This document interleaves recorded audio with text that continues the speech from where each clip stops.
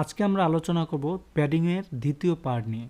তো প্যাডিংয়ের দ্বিতীয় পার্টে আমরা ঠিক মার্জিনের মতোই চিন্তা করব। আমরা প্রথমে দুইটা ডিপ নিব, ওকে। সেম এটার মতো আমরা এখানে দুইটা ডিপ নিব, দুইটা ডিপকে আলাদা আলাদা কাজ করব, ওকে। আচ্ছা, তো ডিপের ভিতরে আমরা দুইটা ডিপ নিচ্ছি, অবশ্যই আমাদের ডিপগুলো আলাদা থাকবে। দুইটা ডিপকে আমরা অন্যভাবে বা পি ট্যাগকেও আমরা আলাদা আলাদা চিন্তা করতে পারি, ডিপ না নিলেও চলবে, ওকে। সাপোজ এখানে একটা পি ট্যাগ আছে, কয়টা শব্দ এটাকে পি ট্যাগে রাখছে, আমরাও এটাকে পি ট্যাগে রাখি। সাপোজ লরেম 10টা শব্দ থাকবে, হ্যাঁ। এটাকেও একটা নাম দেই, এটার একটা ক্লাস দেই, ক্লাস দিলাম P2, সরি এটাকে দিলাম P2 আর এটাতে দিয়ে দিলাম P1। আচ্ছা, দুইটার মধ্যে দুইটা স্টাইল আমরা একটু দেখি। তাহলে এখন দেখো আমাদের কি P2 এর মধ্যে একটা কালার হয়েছে আর P1 এর মধ্যে কোনো কালার নাই, কারণ আমরা এটাকে P2কে সিলেক্ট করেছি, P1কে কিন্তু এখনও সিলেক্ট করি নাই। সাপোজ আমরা এটাকে P1 দিলাম, তাহলে এটা ওপরেরটা কালার হয়ে গেল, হ্যাঁ। তাহলে নিচেরটাকে আমরা দিব, নিচেরটা হচ্ছে .P2, যেহেতু আমাদের এইভাবেই সিলেক্ট করতে হয় P2।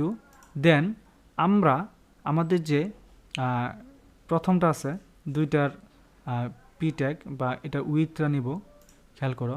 এই জন্য আমাদের কি করতে হবে, P1 এর উইথ নিব, উইথ নিচ্ছি 300 পিক্সেল, ওকে। দেখো 300 পিক্সেল। পরেরটা আমরা ব্যাকগ্রাউন্ড কালার নিব, ধরো বেস কিউ নিলাম, এটাকেও নিলাম 300 পিক্সেল, উইথ নিলাম 300 পিক্সেল, ওকে। আচ্ছা, 300 পিক্সেল নিলাম। দেখো 300 পিক্সেল নেওয়ার পরে আমাদের অ্যাকচুয়ালি কি করতে হবে, বক্স সাইজিং করতে হবে। প্যাডিংয়ের ভিতরে বক্স সাইজিং, আমরা কিন্তু প্রথমটার কোনো প্যাডিং করব না, ওকে। প্রথমটার কোনো প্যাডিং করব না, দ্বিতীয়টা শুধু প্যাডিং করব। তো দ্বিতীয়টার ভিতরে এসে যদি প্যাডিং লিখি, দেখো এখানে যেভাবে আছে সেভাবে আমরা করব। প্যাডিং তারা নিচে 25 পিক্সেল, ওকে। আমরা প্যাডিং নিতে পারি, কি হলো লেখাটা ভুল হইতাছে, সরি। প্যাডিং নিব আমরা 30 পিক্সেল, PX 30 পিক্সেল প্যাডিং নিলাম দ্বিতীয়টার, প্রথমটার কিন্তু নিচ্ছি না, ওকে। তারপরে আমরা এটাকে বক্স সাইজিং করে দিই, বক্স সাইজিং। তো বক্স সাইজিংটা কি, দেখো বক্স সাইজিং আমরা যদি এখানে লিখি নিচেরটা বক্স সাইজিং, তারপরে বর্ডার বক্স।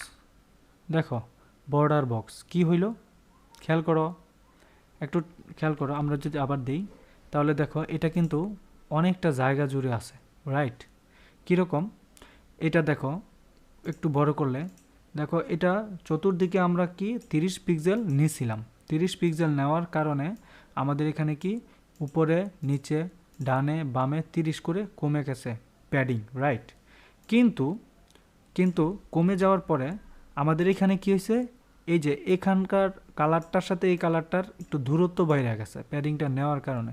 কিন্তু আমরা চাচ্ছি কি এখানে ডান দিকে যে শেষটা আছে এইটার শেষ মাথাটা সেম এটার সাথে মিলে যাবে, অর্থাৎ এই লেখা যাই হোক, কন্টেন্ট যাই হোক, এটা চেপে চুপে একটা জায়গায় চলে আসবে, একটা বক্সের ভিতরে চলে আসবে, ওকে।